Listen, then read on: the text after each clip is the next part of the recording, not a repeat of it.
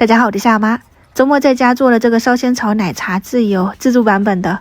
昨天买到了芒果，今天一起给它吃掉。鲜锅里面烧一点水把它烧开。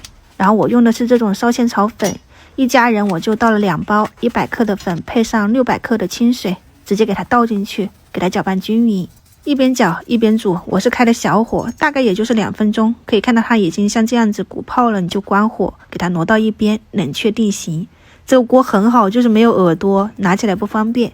这边再来煮一点奶茶，我放了一点茶叶，2勺的白糖，开个小火给它炒香炒到像这样子焦糖色，融化了就可以倒入牛奶。你也可以提前先倒一点开水进去，把那个茶叶跟糖水煮一煮，再倒入牛奶。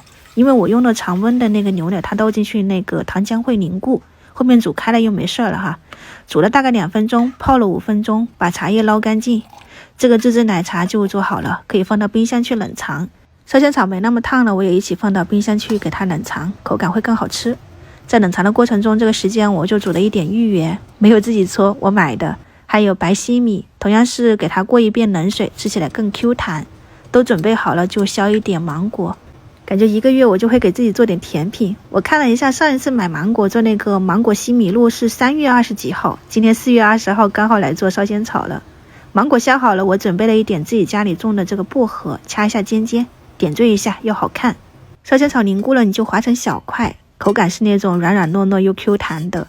我之前也是自己用那个炒煮出来嘛，就比较费时间，有时间你可以试一下，没时间就用这个粉来煮出来也是不错的。你去外面的奶茶铺基本上都是用这个煮的，再加上一点煮好的芋圆、西米，还有可以你放一点红豆，这些我就没有了就倒上自己做的那个奶茶，就冰镇过后的口感喝起来冰冰爽爽的，加上芒果或者是西瓜，用薄荷点缀，我们今天的下午茶烧仙草奶茶就做好了。